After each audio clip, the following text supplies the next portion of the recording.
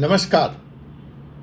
तो मैं हूं डॉक्टर अजय कुमार पांडे, आपका कानूनी दोस्त, और लेकर हाजिर हूं फिर से एक बार व्यू नाउ पर शेयर धारकों के बारे में यह एपिसोड। इन दिनों सारे वीडियो व्यू नाउ पे हैं।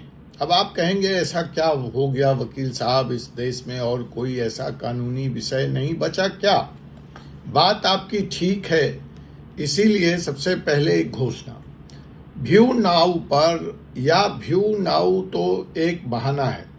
देखिए, जब यह स्कैम मेरे सामने आया और इस पर मैंने रिसर्च करना शुरू किया तो पता चला इसमें नोएडा का भूटानी ग्रुप, पेटीएम, WT सावर, मतलब कितनी कंपनियां हैं जो इस वक्त ईडी के रडार पर हैं और उनके ऊपर पॉन्जी स्कैम से लेकर कलेक्टिव इन्वेस्टमेंट स्कीम्स के वायलेशंस का, बर्ड्स एक्ट्स के वायलेशन का आरोप है।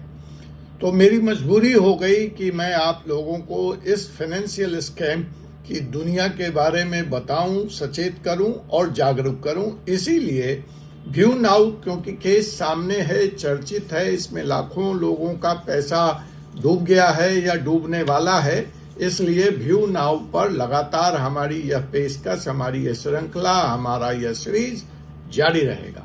लेकिन इसके साथ साथ इस तरह की जो दूसरी कंपनियां हैं, इस तरह के जो दूसरे स्कैम हैं, ईडी जहां सक्रिय है, कार्रवाई कर रही है, उस पर भी हम बात करेंगे। साथ ही साथ हम बात करेंगे PMLA एक्ट पर, हम बात करेंगे फेमा पर, इस तरह के जितने भी फाइनेंशियल क्राइम हैं उस पर हम बात करेंगे।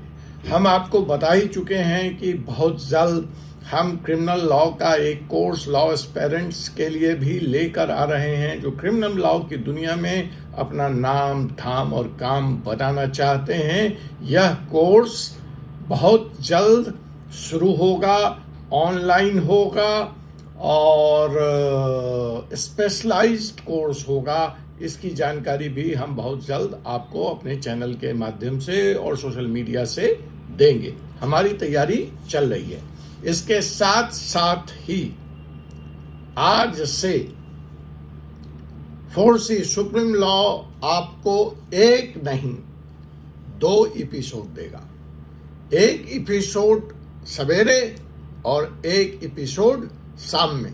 पैटर्न हमारा वही होगा, चर्चित रहस्यमय खुलासे, चर्चित मिस्टीरियस स्कैम, सुप्रीम कोर्ट के महत्वपूर्ण जजमेंट और आम आदमी की जरूरत के लिए कानून की ताकत, कानून की जागरूकता, कानून की समझ बनाने का प्रयास। इसके साथ ही साथ बहुत जल्द हम ग्राउंड जीरो पे भी उतरेंगे और वहां से भी आपके लिए कानून की ताज़ा जानकारियां, ताज़ा तरीन रिपोर्ट लाएंगे। हमारा अखबार सुप्रीम लॉ न्यूज़ यह काम पहले से कर रहा है। आप चाहें तो उसको सब्सक्राइब कर सकते हैं या ऑनलाइन और ऑफलाइन उपलब्ध है।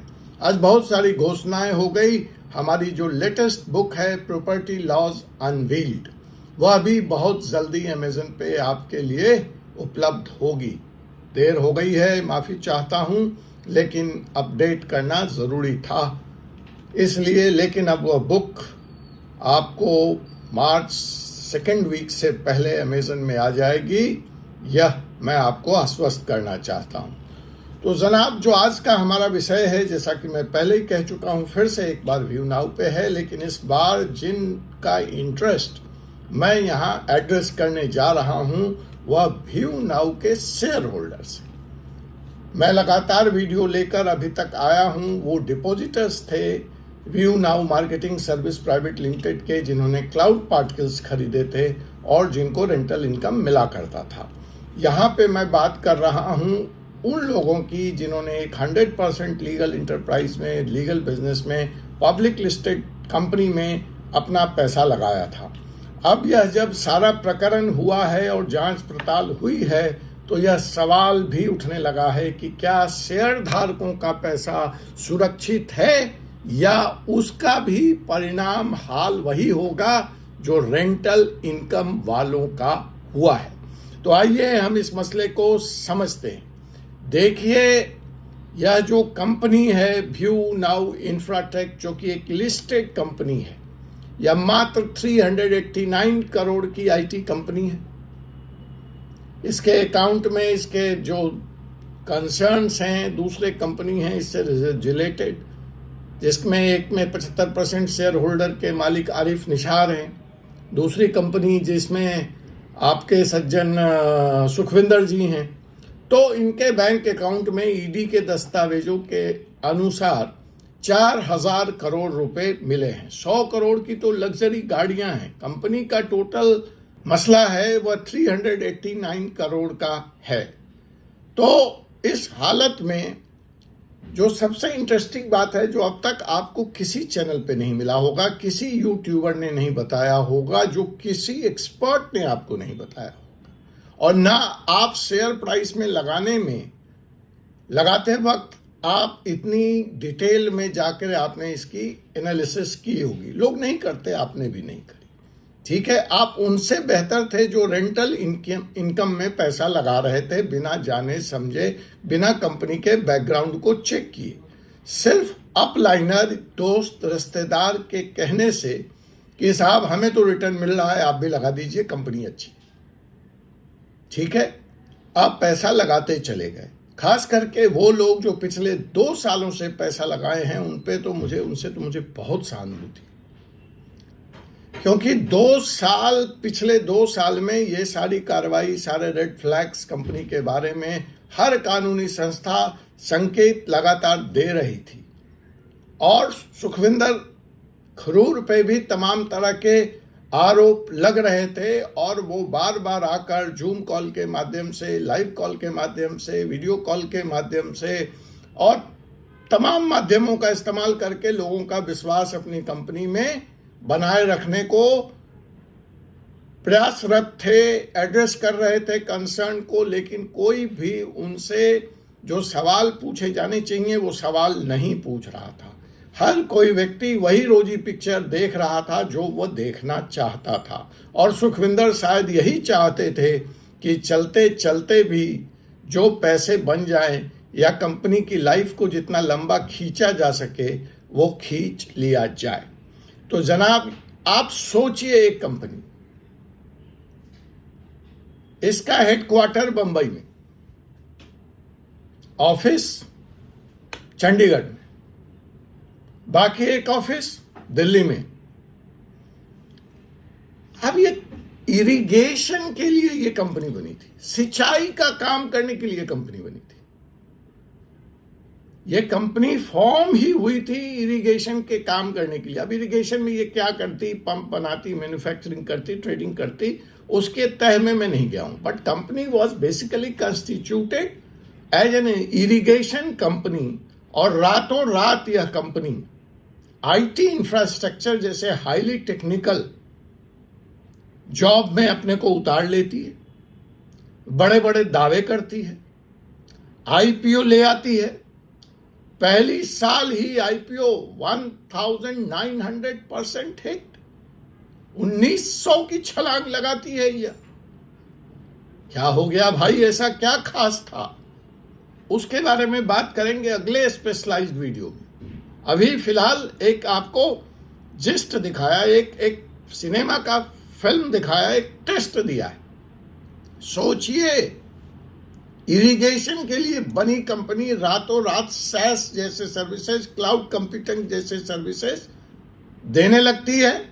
न कंपनी के प्रमोटर का कोई आईटी बैकग्राउंड है, न कंपनी के साथ कोई जाना माना आईटी सेक्टर का आदमी है, न इसके स्टाफ लिस्ट में कोई आईटी का आदमी है, और आप पैसा लगाते चले गए।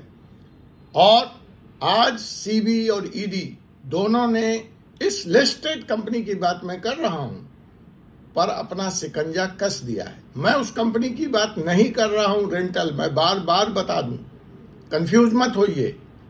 जिस कंपनी में हेरा फेरी, पोंजी स्कीम, मनी सर्कुलेशन चलाने के लिए इस वक्त सुखविंदर अंडर ईडी रिमांड है, वो हो चुका, वो पटकथा लिखी जा चुकी, वो सारे नेशनल मीडिया में कवर हो चुका। लेकिन यह एक्सपोज यह स्कैम अभी तक कहीं मीडिया में नहीं आया है। मैं आपको बता रहा हूं और सचेत करने आया हूं और चेतावनी देने आया हूं और समझा रहा हूं। समय रहते सचेत हो जाइए, नहीं तो आपका भी हाल वही होगा जो इस वक्त लाखों डिपॉजिटर्स का हुआ है, जो कि क्लाउड पार्टिकल्स खरीद करके रेंट ले रहे थे या लेने के चक्कर में थे। तो जनाब, आप इस वक्त देख रहे हैं 4C सुप्रीम लॉ पार्टनर्स का यह एक्सक्लूसिव लीगल शो, जहां पे हम लाते हैं इस तरह के बड़े घोटालों और कानूनी मामलों का एक्सक्लूसिव विश्लेषण।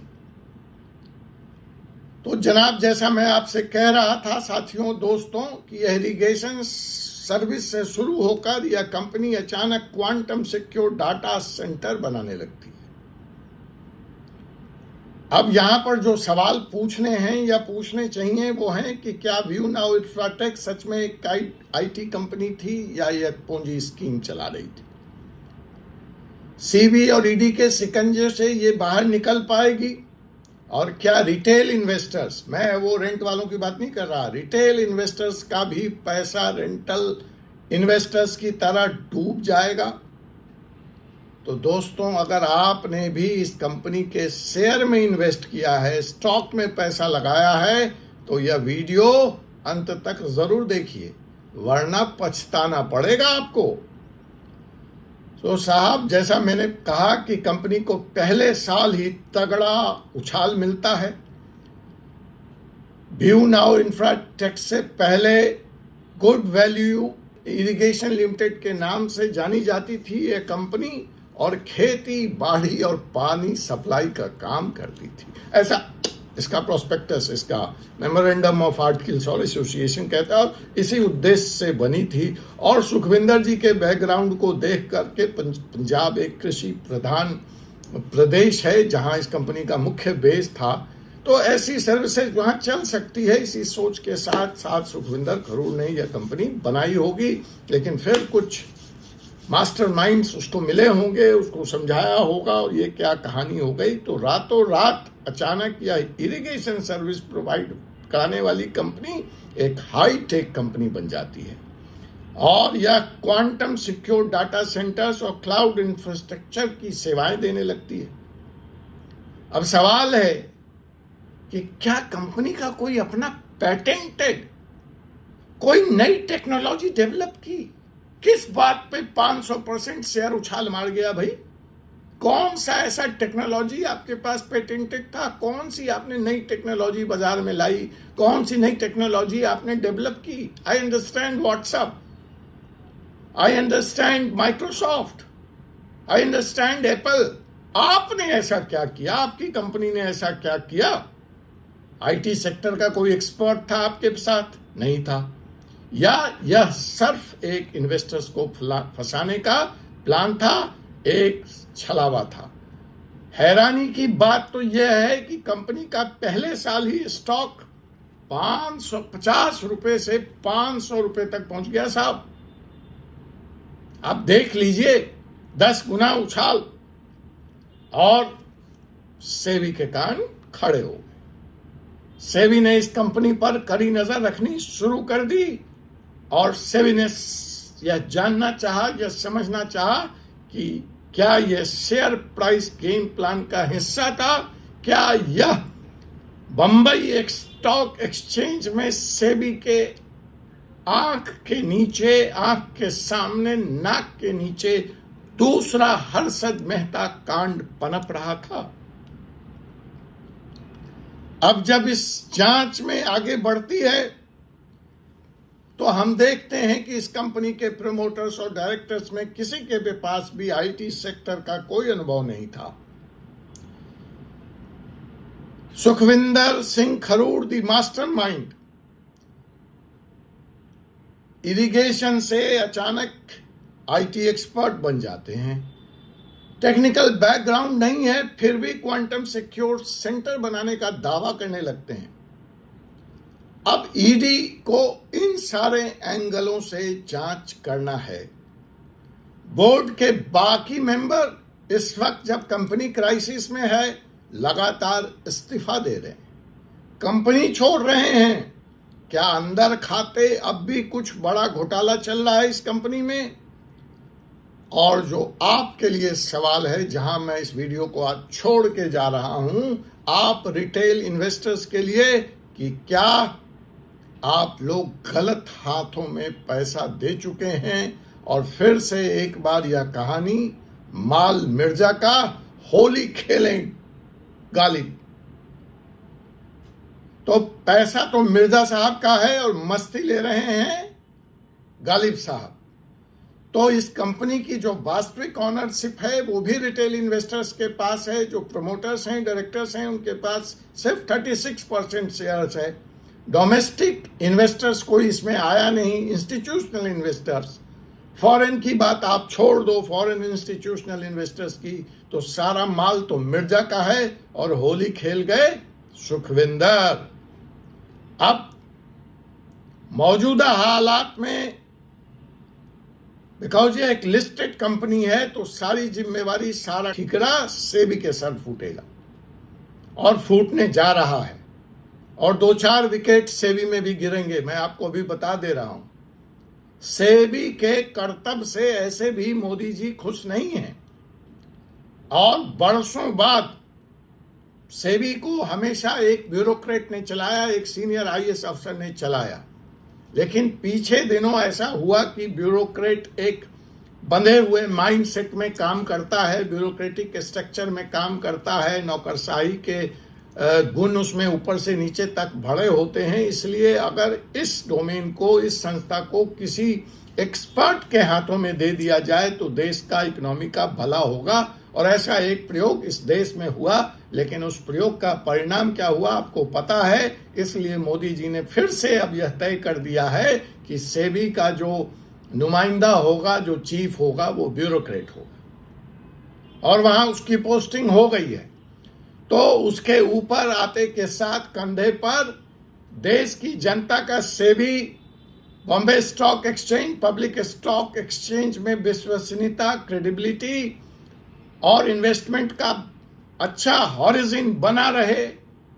इसके लिए यह बहुत जरूरी हो जाता है कि वह व्यू नाउ जैसे कंपनियों की सच्चाई, असलियत जनता के सामने लाए। इस तरह की जो दूसरी कंपनियां हैं उनको भी सेबी से के द्वारा कार्रवाई की जाए और व्यू नाउ जैसी कंपनियों को डीलिस्ट किया जाए और उसको बॉम्बे स्टॉक एक्सचेंज से, पब्लिक स्टॉक एक्सचेंज से बाहर किया जाए।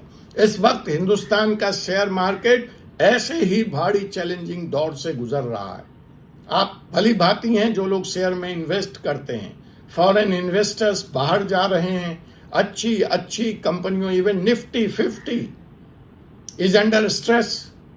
लगातार गिरावट दर्ज की गई है शेयर मार्केट में। दूसरी तरफ सरकार म्यूचुअल फंड्स और इस तरह के investment scheme, legal investment scheme को बढ़ावा देने के लिए बात करती है, लेकिन बात बनेगी तो कैसी?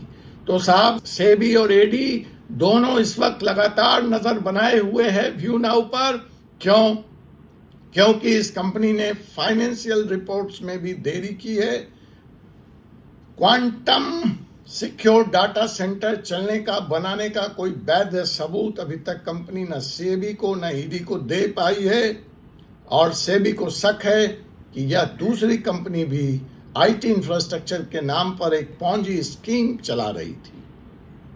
तो आगे मामला क्या होगा, ऊंट किस करवट बैठेगा, इन सब बातों पर हम लगातार नजर बनाए हुए हैं और आपके लिए हम ताजा अपडेट लेकर आएंगे।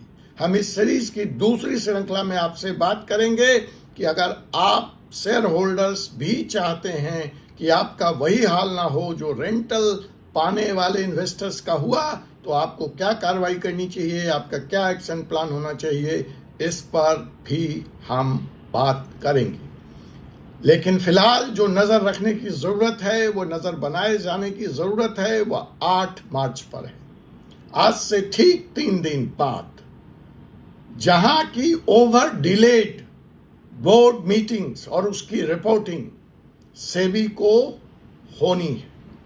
कंपनी ने अपने लेटेस्ट कम्युनिकेशन में जो फरवरी में 4th क्वार्टर के बैलेंस शीट को फाइनल करने के लिए और इस क्राइसिस की घड़ी में नया लीडरशिप को सामने लाने के लिए नए डायरेक्टर्स इंट्रोड्यूस करने के लिए, कंपनी कैसे चलेगी, इन सारी बातों को अंजाम देने के लिए कंपनी की बोर्ड मीटिंग जो कायदे से फरवरी में हो जानी चाहिए थी, वो पिछले 4 या 5 वालों से टली है। अब अंतिम तारीख उसकी जो कंपनी की तरफ से इस वक्त पब्लिक डोमेन में है, जो सेबी को सूचना दी गई है, वो 8 मार्च की है। तो हम 8 मार्च की इस बोर्ड मीटिंग पर नजर बनाए रखते हैं और देखते हैं यहाँ पे व्यू नाउ मार्केटिंग को बचाने के लिए इसके प्रमोटर्स और इसके डायरेक्टर्स क्या कदम उठाते हैं, और उसके बाद हम आप शेयर होल्डरों के हित की रक्षा के लिए क्या बेहतरीन कदम हो सकता है उसकी बात करेंगे। तब तक के लिए मुझे एडवोकेट डॉक्टर अजय कुमार पांडे को अनुमति दीजिए। जय हिंद, जय भारत।